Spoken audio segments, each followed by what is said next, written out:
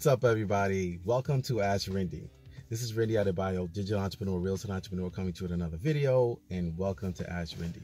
If it's your first time at the channel, please hit the subscribe button and smash the like button.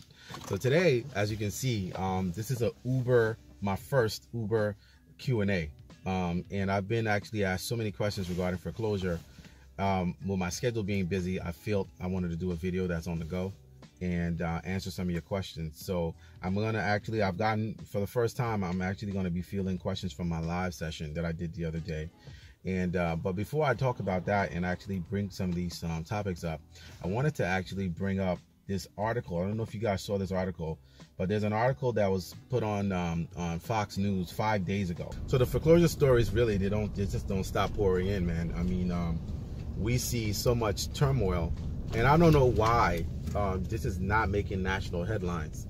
The state of situations right now with the banks and what they're doing is just fraud on another level. And as you know, we specialize in helping a lot of homeowners that are in foreclosure. And I got to tell you, this article from the other day, 5 days ago, really, it kind of like paints a picture of how alarming things are. I don't know if you guys saw it, but this it says, the headline says, disastrous error. Wells Fargo finds another 145 customers who lost their home after a computer glitch. So apparently, Wells Fargo had a error in their mortgage modification approval process in their computer system, in their formula of reading or approving people for loan modifications. And this was so bad that it cost over 700 people their homes. These are people who could have possibly had loan modifications done for them, but was not approved for it. And eventually these people lost their home. You know, it's like something like this. When you lose your home to foreclosure, you know, think about it. What do? You can't recover the property because they've taken the property back. What are you going to do? Sue them to get the same house back? It doesn't make sense. And I can't understand why this stuff is not making national headlines. It baffles me. The amount of fraud and stuff that we see with the banks is incredible. Now look at this here. It says here, it's revealed that there was a calculation error in the mortgage modification underwriting tool that actually caused people to fall out of approval status, possible approval status for their home being modified because of a calculation error, a computer calculation error. I mean, I find it mind-boggling, and I'm sure that you guys would as well. Actually, this article, I'm going to leave this article. I'm going to leave the article in the description. You guys can check it out for yourself and see and read up on it. But what really alarmed me about this was the fact that they included, one of the parts or the glitches were that the fact that they inflated the attorney fees. And as you know, here in New Jersey, the process is when you have a lis pendens file against your home, you fall behind, and you have a lis pendens file by the bank. The next thing that happens is that they hire an attorney. And in New Jersey, we have a handful of attorneys that primarily handle most of these quote-unquote foreclosures for the banks. It's only a handful of them. It's really about less than 10. And they get paid monthly by the bank to pretty much oversee the process of administering the foreclosure against you. So when you actually go to order your payoff, let's say you're going to decide to sell the house or you decide to modify it, part of the debt or the arrearages on the house actually includes the attorney fees. Well, Wells Fargo had a miscalculation error inflating the attorney fees on their homes and their loans, which actually caused the people that were homeowners to lose the homes because they felt like, well, there was too much debt. The debt to income or the debt to value ratio was too high. And you know, I just find this really mind-boggling and far-fetched. I can't believe that this is not making national headlines, but you know, I have been actually seeing more and more of these lately. But before I actually tell you about some of these things, I'm going to I'm going to actually field a couple of the live questions that came in. And Debbie215 says, you know, I have had a terrible situation dealing with my home for the last 6 months.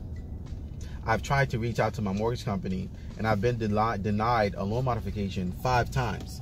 And I now have a looming foreclosure and a pending date, and I can't understand why is it that they won't help me. And the bank, obviously, for her bank, is Wells Fargo. You know, this is where where does the balance come in? You know, oftentimes people that are in foreclosure have been looked at as villains, so to speak, well, you know, you're behind in your bills, you know, you should do something about it. Or you can't afford your home, why did you buy a home? It's your fault. And now we see things like this from Bank of America to Wells Fargo to all the banks, the major banks and the small ones.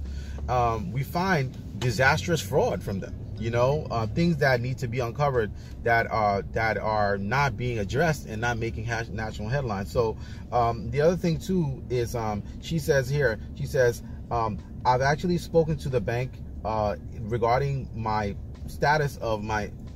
She says, I've actually spoken to the bank regarding my updated status and the fact that I only have X amount of debt on my home. How come I'm not actually approved? And so this is something that we've got to actually have a strategy session with her now and uncover and find out what the story is. So Debbie, to answer your question, you know, there may be a possibility for you to get the loan modification. We've got to actually take a look and see what the actual parameters are, how much you owe, what the bank is saying, and what their reason is. They have to give you a valid reason for the denial. Okay, I'm going to read another inquiry that came in for us.